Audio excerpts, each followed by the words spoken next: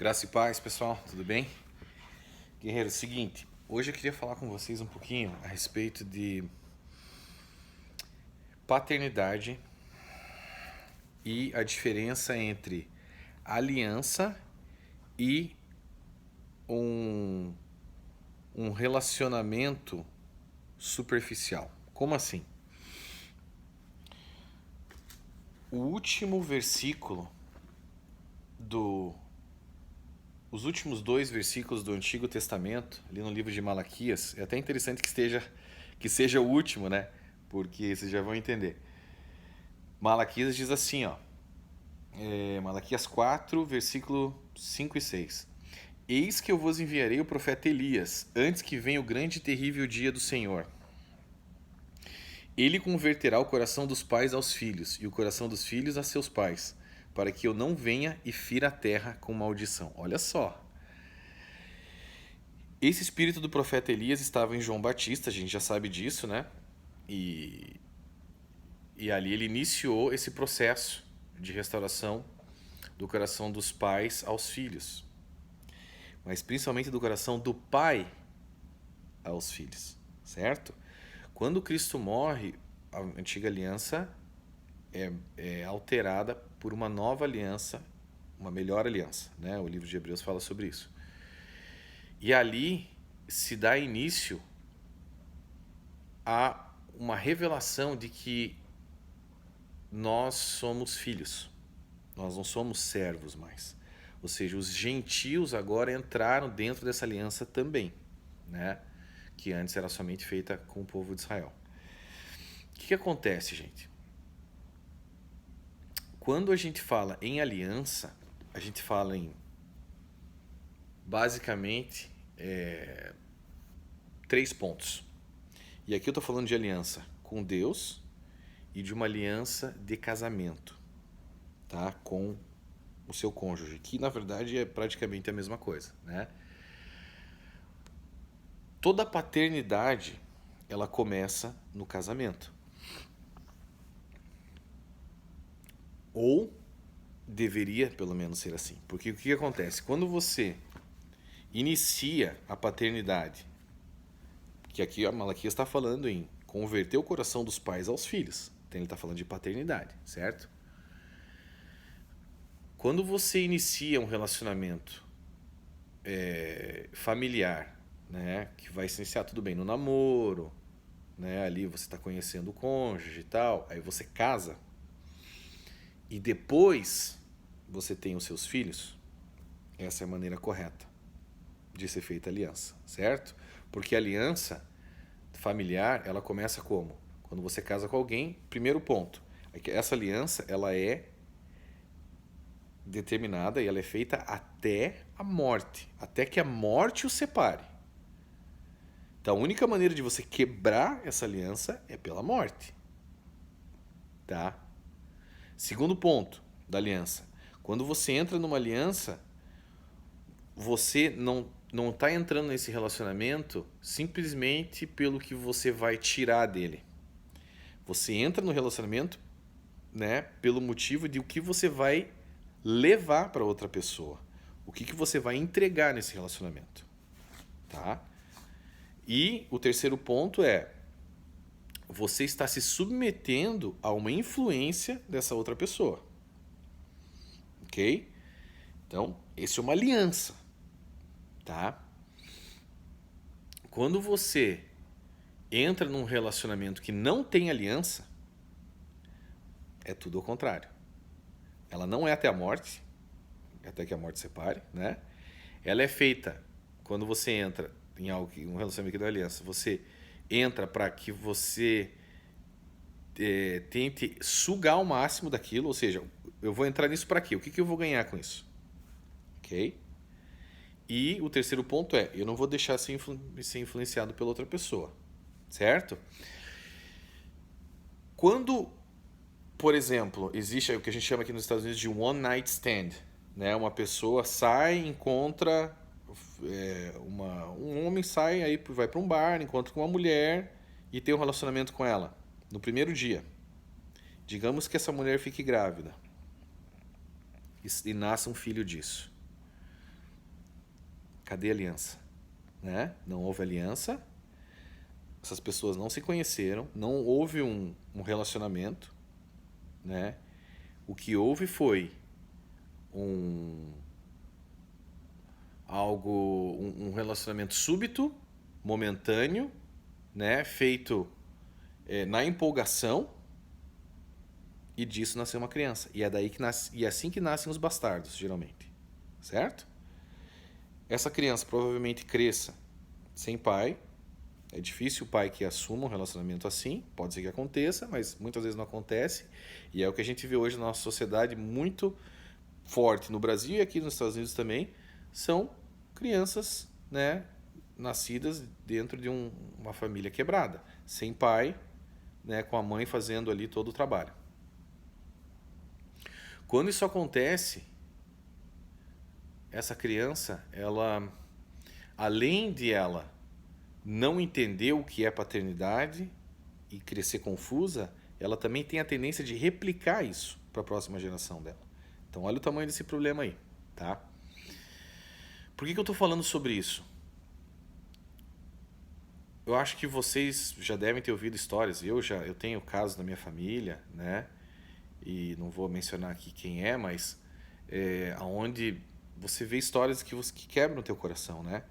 De pessoas, de crianças, né? De filhos de pais separados, aonde muitas vezes o pai não se importa com o filho, ou às vezes ele liga e fala: escuta, tô indo aí buscar ele tal hora, né? Tô indo aí buscar ele tal hora, uma vez por semana. E o filho muitas vezes fica esperando, e o pai não aparece. O filho vai lá, se arruma, todo empolgado, né? Quantas vezes, né? Se arruma, espera, cadê o pai? E o pai que disse que ia aparecer, não aparece. Como que cresce uma criança assim? Qual que é a mentalidade dela? Né? Ela não confia em mais ninguém. Ela cresce com problemas de insegurança e de confiança, certo? Agora vamos jogar isso para a igreja. Vamos jogar isso para a igreja. A religião, e quando eu digo a religião, vocês já vão entender. Eu não estou atacando o cristianismo. Estou atacando o espírito de religiosidade, tá? Quando você entra num lugar aonde, e isso a gente vê muito, né? Você vê aqueles pregadores aonde o cara quer te convencer pela emoção, né? Não, vamos lá, você, né? Você sabe o que eu tô falando. É aquele negócio, aquela empolgação. Vamos lá, vamos batizar. Pá, batiza o cara nasce. E aí? Depois não há acompanhamento, né? Não há o discipulado. O que quer dizer discípulo? Quer dizer aprendiz, né? Então, quando nasce um discípulo, se o pai não está ali para ensinar, não está ali para cuidar, a família dele, a nova família dele agora, não tá. Eu não tô falando porque apesar que isso também aconteceu comigo quando eu me batizei, até achei estranho. Eu me batizei, daqui a pouco, sumiu, né? Até você se batizar fica aquele negócio, pá, depois. Tá, eu não tive problema com isso porque eu até achava que era assim mesmo, né? Mas na verdade não tá certo, tá? E isso não me incomodou na época. Mas hoje eu vejo que estava errado também. Mas o fato são crianças que nasceram na empolgação, né? E agora cadê o pai? O pai não tá ali. O pai espiritual, né? Aquele representante de Deus aqui na Terra. O pai espiritual sumiu. Por quê? Porque ele queria números. Ele queria o que era bom para ele. Ele queria tirar daquele relacionamento a mesma coisa que o cara que vai no bar e tem um one night stand quer. Ele quer o prazer momentâneo. Então, é isso que a gente vê sendo replicado nas igrejas agora. E tem um outro tipo de nascimento, tá? Você já parou para pensar que muitas crianças acontecem de nascer por um caso até extremo, que é o estupro? Né? Imagine como que cresce uma criança que nasceu fruto de um estupro. Como que a religião estupra as pessoas? Eles te convencem através do medo. Olha, você vai pro inferno. Olha, né? Você vai morrer, você vai se perder. Se você não se batizar, você vai queimar. Essas crianças nascem através de um estupro no mundo espiritual. Né? E aí, crescem como? Não tem um acompanhamento, né? Não consegue amadurecer. Por quê? O amadurecimento tem que ser feito antes, né? O relacionamento tem que ser estabelecido antes, mas é um relacionamento no reino, não na religião, né? E o que acontece com essas pessoas? Muitas vezes elas saem da igreja. Saem da igreja, que eu digo, não, até é bom você sair de uma igreja que não seja boa, mas saem da espiritualidade, saem do relacionamento que na verdade eles nunca tiveram, né? Então eles não acreditam mais naquilo. Agora tenta convencer essa pessoa a voltar para Cristo. Ela fala: não, eu já tentei, não deu certo para mim. Mas na verdade o que eles conheceram não foi o evangelho, né? Eles tiveram um relacionamento com uma igreja, com uma instituição religiosa, mas não tiveram um relacionamento com Deus, né? Quando Judas, olha só, gente, Judas, Cristo sempre falava: um de vocês vai me trair, um de vocês vai me trair, um de vocês vai me trair. Mas os apóstolos não descobriam quem era. Por que eles não descobriam quem era? Provavelmente porque Judas também fazia milagres, não está relatado na Bíblia. Mas se ele fosse o único a não expulsar demônios, não fazer curas, né, como todos os outros faziam, ele já ia ficar: opa, esse cara aí tá estranho. Então provavelmente ele fazia as mesmas coisas. O que acontece nas igrejas hoje também. Você olha e fala: ó, mas eles estão fazendo as mesmas coisas, estão pregando Jesus, estão falando disso. Na hora, quando que Judas foi descoberto?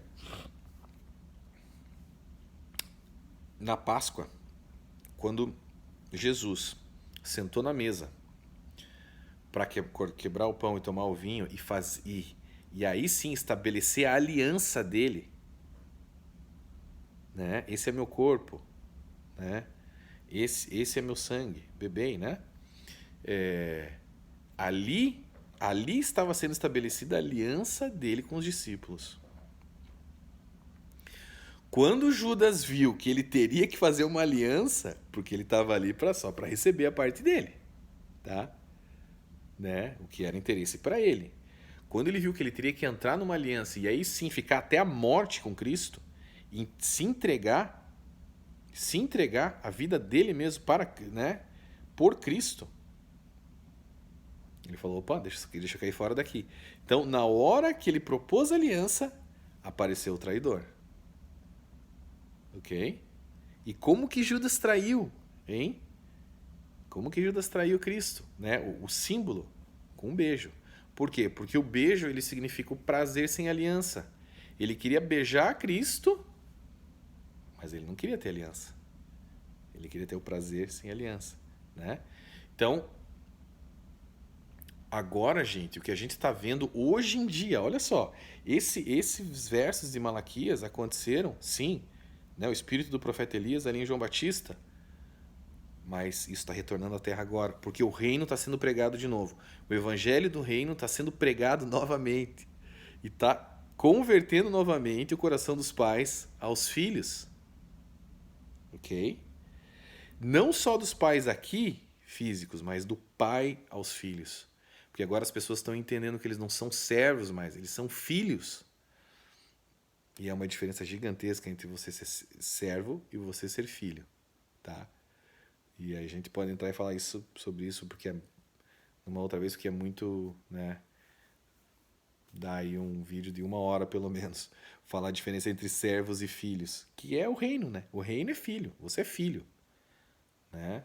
Você está na antiga aliança, você está na religião, você é um servo. Agora, quando você entra no evangelho do reino, agora você é filho, agora você cuida dos assuntos do pai. Agora você não é um 9 to 5, você não trabalha da 9 às 5, agora você trabalha todos os dias, toda hora, né? Sem precisar bater ponto, mas você está cuidando dos negócios do pai, né? É aquela história, o reino, ele cria o quê? Intercessores, a religião cria pedintes, né? A religião, ela cria o quê? Ela cria líderes. O reino cria pais, né? Pais, paternidade, né? A religião, ela está preocupada com o quê? Com a reputação. O reino está preocupado com a integridade, né? Então é um outro nível de relacionamento, tá? Não é o conjuntinho de regras, é o relacionamento. Gente, era isso que eu queria falar, deixar aqui para vocês, tá? Ficou um pouco longo, mas enfim, acho importante esse assunto. Paternidade, filhos, coração dos pais voltados aos filhos, relacionamento, é isso que está acontecendo agora. Está sendo pregado agora o evangelho do reino, finalmente. E quando esse evangelho do reino for pregado em todo mundo, aí então virá o fim. E agora esse evangelho está sendo pregado. Não é o evangelho das igrejinhas, não é o evangelho doutrinário, das denominações, é o evangelho do reino que está sendo revelado agora novamente. Primeiro foi aconteceu lá quando Cristo veio, né? Arrependa-se porque o reino de Deus, né, está próximo. E agora, novamente, o reino de Deus está bem próximo, gente. Tá bom? Um abraço, fiquem com Deus, tenham uma excelente semana na paz de Cristo.